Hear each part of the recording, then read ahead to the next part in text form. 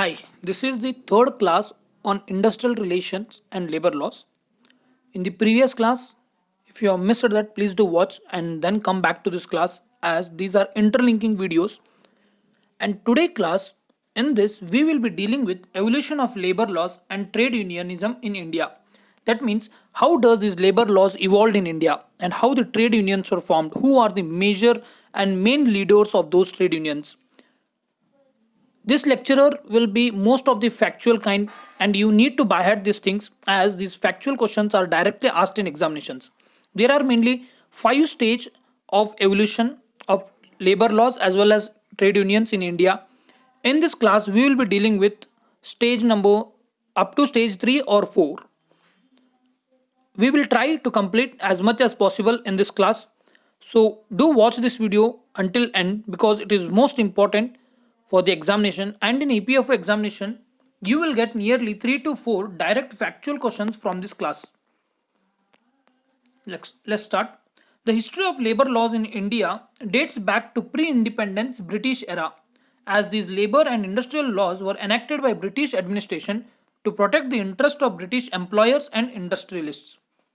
The industrial development took place in the middle of the 19th century. That means, see, as we all know that the major content that the Britisher exported from India was spices as well as the cotton. In order to increase their revenue, they laid down the railways as well as plantation, tea, coffee plantation. And in order to provide or protection for the employers of the British, they came up with this industrialization as well as labor laws. After industrial development, the first organization that came into being was the industrialists. The owners of the industries formed this organization. The industrialists organized themselves in order to protect and safeguard their interests, but there was no organization for the protection of interest of labor class. With further industrialization, the exploitation of the labor increased and need for the separate labor organization was felt. Okay, hope you understood. This was the basic. Now we will try to go in depth how were the stages, what were the stages, and who were the important leaders. The first stage is prior to the World War One. Okay, first is prior to World War One. When was the World War One? It is between 1914 to 1919. Then this will be the second stage, that is in between the World War or post World War. And what is the time between 1919 until the second war started? That is 1939. This is the third period. Then post World War is the fourth period, and after independence it is the fifth period or the fifth stage. Now we will see what was the evolution as per the stage 1, that is prior to the World War One. Though the origin of the labor movement was traced to the 1860s, do remember the labor movement was traced, that means it dates back to 1860. The first labor agitation in the history of India occurred in Bombay, that is in 1875. It was organized under the leadership of S.S. Bengali. Do remember this name is very important. The first labor agitation was organized under the leadership of S.S. Bengali or Bengali. It concentrated on the plight of the workers, that means on the bad things that are happening with the workers, and especially on the women and children. This led to the appointment of the first factory commission of 1875. Which was the first factory commission and what was its year? Do remember or do by heart these things. These can be directly asked in the examination as these are factuals. The first factory commission was in 1875, and the first Factories Act was passed in 1881. If you have read the modern history, then you will be knowing who was the viceroy at that time. If you know who was the viceroy during 1881, do mention it in the comment section. Let's see who can answer this. However, the efforts of Mr. Bengali did not bear much fruit, and there were no substantial improvement in the lot of Indian labor. That means whatever the Mr. Banerjee has done, it has not led much more fruitful for the Indian laborers. Next, the main important name is Narayan Meghaji Lokhande. See, now we will enjoy this Sunday as a holiday each and every week, right? This is the fun day. And who made it fun day? It was due to the efforts of this person, that is Narayan Meghaji Lokhande. The government of India promulgated the first Factory Act of 1881. In 1881, Mr. Narayan Meghaji Lokhande made renewed efforts for reform in the condition of Indian labor. Mr. Lokhande, a workman, summoned a summit conference workers engaged in mills in Bombay Presidency. In this conference, the essential demands of labor were considered and a number of resolutions were passed. What were those? The major demand for this conference was that the workers should be granted weekly holiday, that is Sunday as of now. Sunday, and given half an hour rest every day. This question can be directly asked: who was the person behind to get the weekly holiday as well as half an hour rest every day? It was Meghaji Lokhande or Narayan Meghaji Lokhande.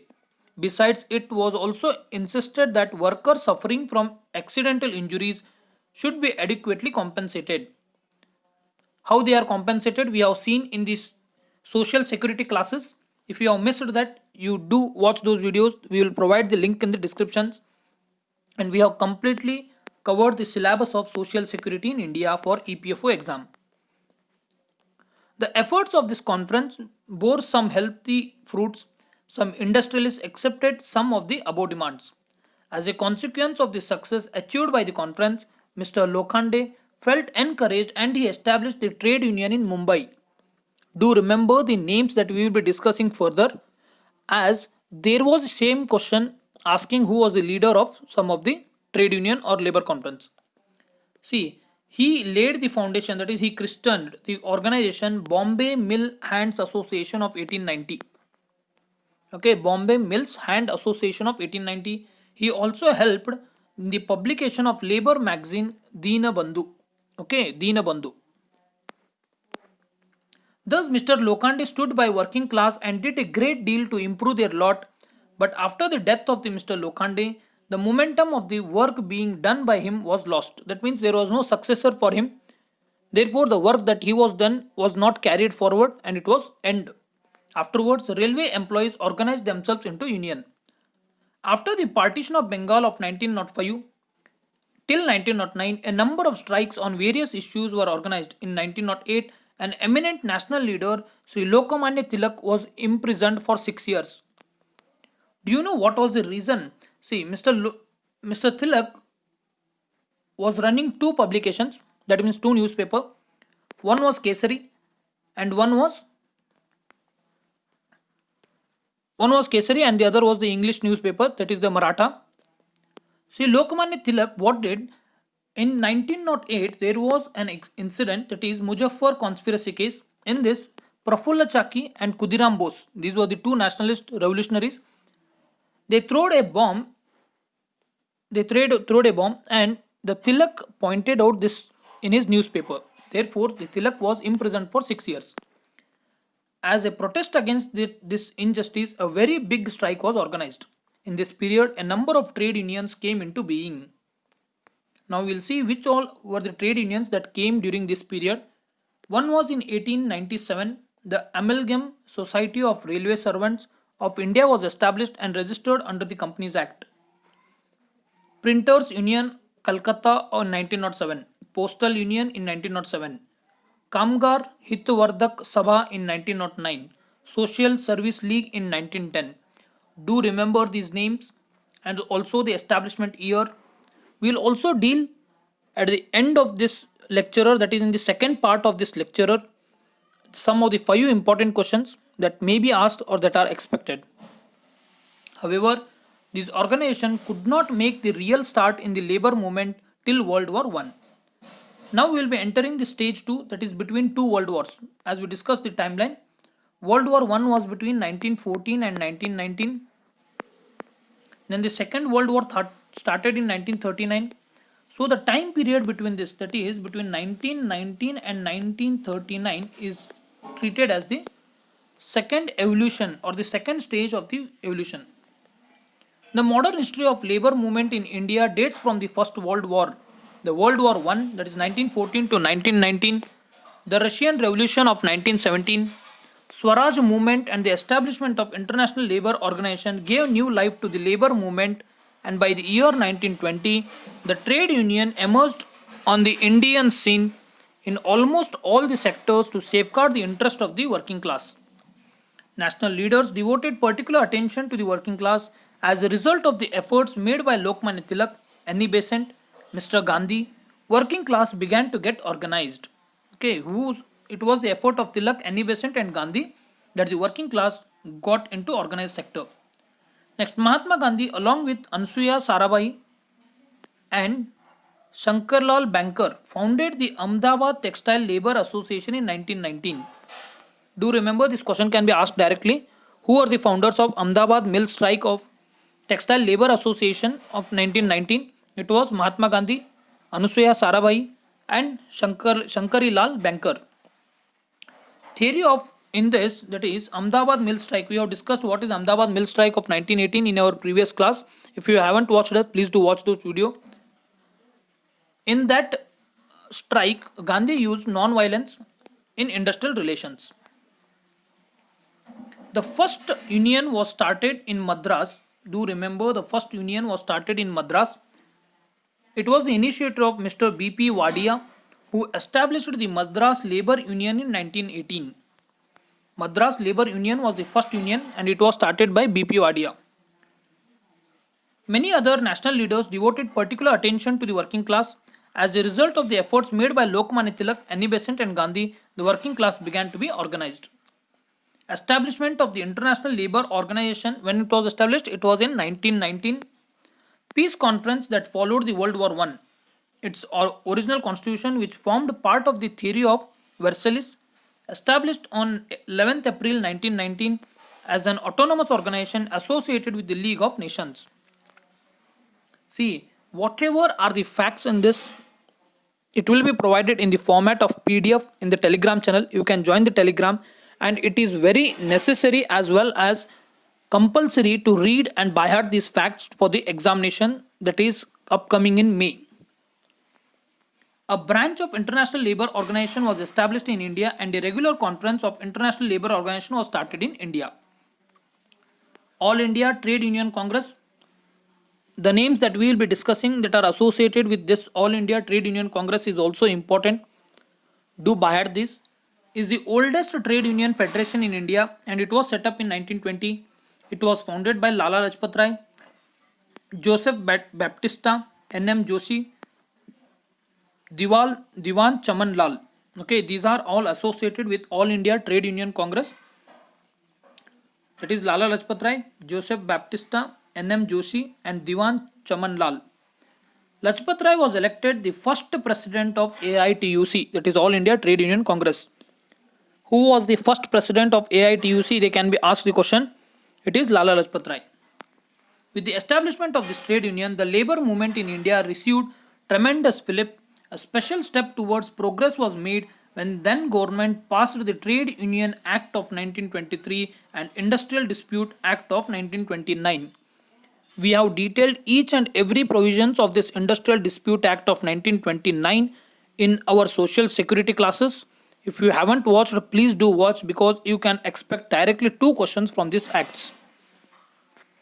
With the passage of the Trade Union Act, the trade unions were greatly benefited and they were conferred a legal and corporate status on registered trade unions and granted them certain immunities in regard to trade disputes. The Act makes provisions for 2 matters. What are those provisions? The conditions governing the registrations, the right and privilege accorded to the registered trade unions.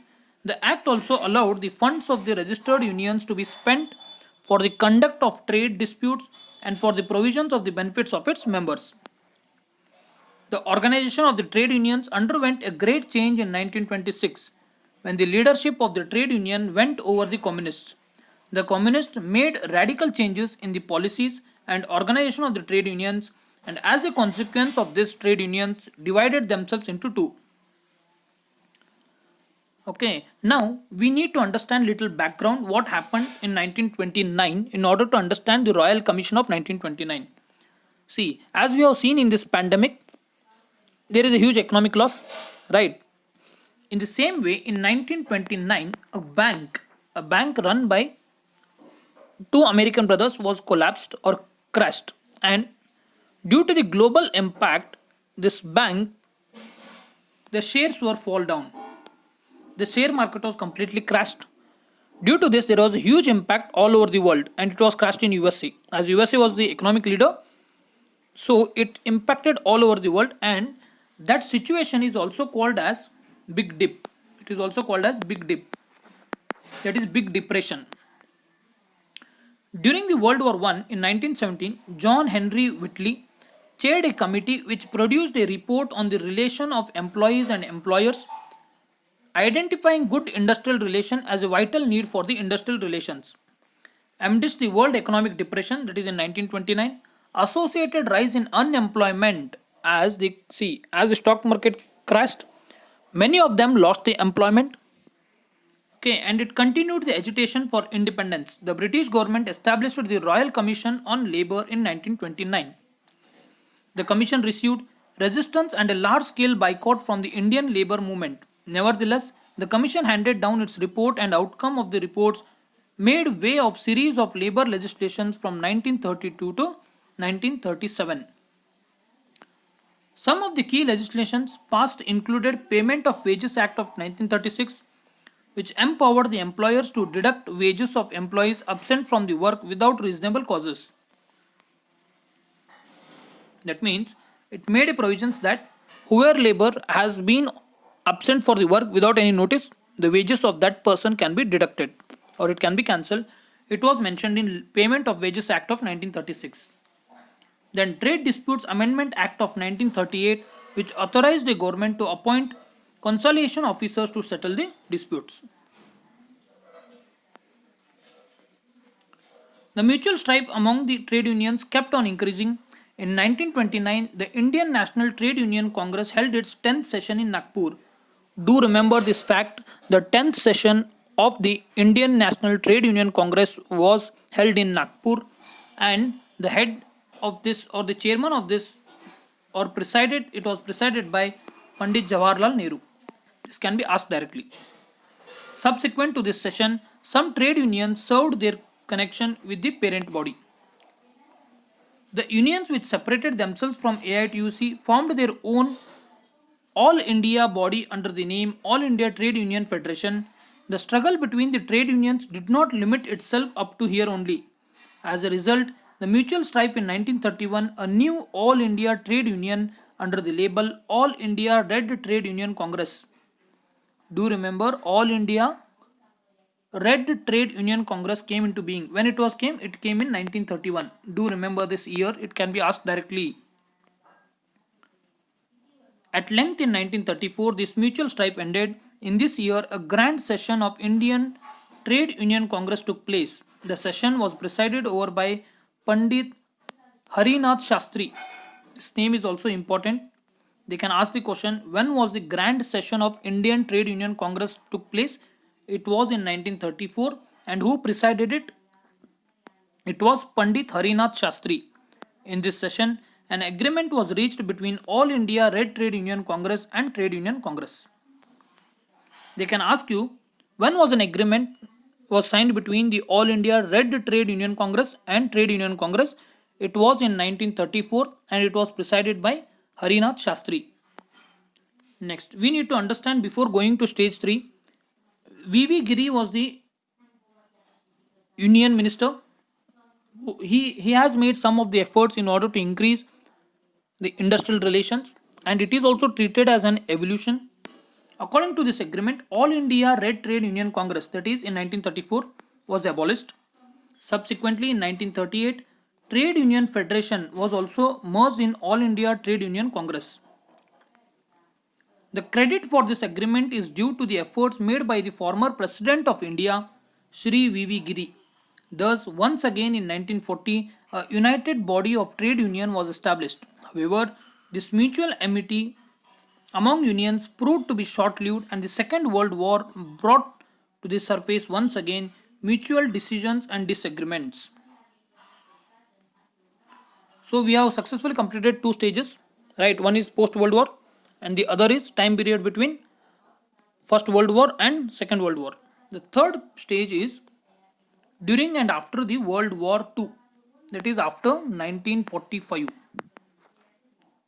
The Second World War lowered standards of living. Why do you think? Because see, The World War was fought between the Allied and Axis forces, and British was using the whole resources of India in order to fight the World War II. Right. Due to this, Indian resources depleted completely, and many of the industries were closed due to loss. And due to this reason, many of the employees lost their jobs. Therefore, the living standards of the workers further depleted, and this led to the strengthening of the movement, that is labor movement. The question of war efforts created a rift between communists and the Congress. This coupled with other issues led to the further split in the movement. As a result of this rift, that is as a result of the differences, Indian Trade Union Labour Federation came into existence led by the M.N. Roy. Do remember this Indian Trade Union Labour Federation? It came into existence and it was under M.N. Roy. He was a communist. However, the movement as a whole got strengthened due to the compounding issues, the included mass entrenchment post war, and the massive price rise that accompanied it.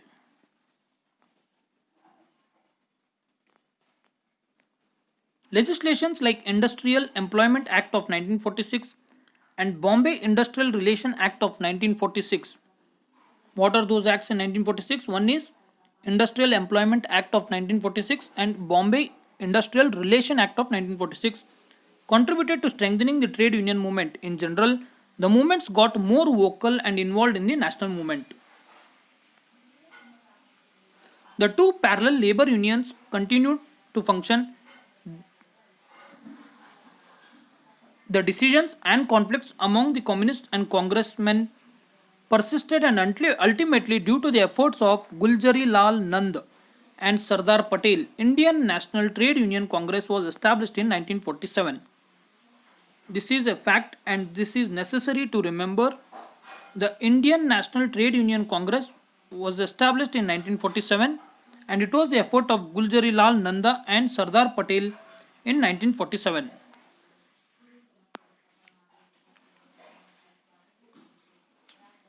As the Indian National Trade Union Congress has the largest membership in the country, do remember it has the largest membership in the country, that is Indian National Trade Union Congress. It was declared the representative of the Union of Indian Labour.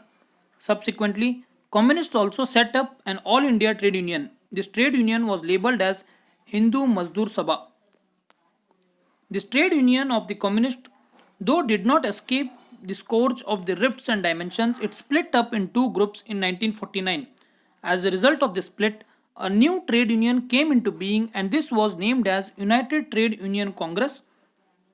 Professor K.T. Shah headed this trade union. It can be asked, United Trade Union Congress, it was headed by K.T. Shah. Next organization was Bharatiya Mazdoor Sangh. It was of RSS. In 1955 it got established. It is also called Bharatiya Mazdoor Sangh. Its headquarters is in Bhopal. This can be asked. It is just a factual. You just remember these things. If you want to read more PDF, will be provided on Telegram. The link will be provided in descriptions. Among them, Indian National Trade Union Congress and Hindu Mazdoor Sabha was affiliated to the Industrial Confederation of the Trade Union, ICFTU. Do remember the abbreviations also. What is the ICFTU? It is Industrial Confederation of Trade Unions, which is one of the international labor organizations. All India Trade Union Congress was affiliated to the World Federation of Trade Unions. So till now we have dealt with the three stages. Please do revise this video or revisit this video and read the PDF that we will be providing on Telegram channel. If you are new to the channel, please do subscribe and press the bell icon. If you feel that the content is good, please do share with your friends or put the status for your WhatsApp. Thanks for watching the video and please give a thumbs up. In the further lectures, we will be dealing the stage 4 as well as stage 5 and some of the practice questions we will be dealing in the future lectures. Thanks for watching the video. Stay tuned.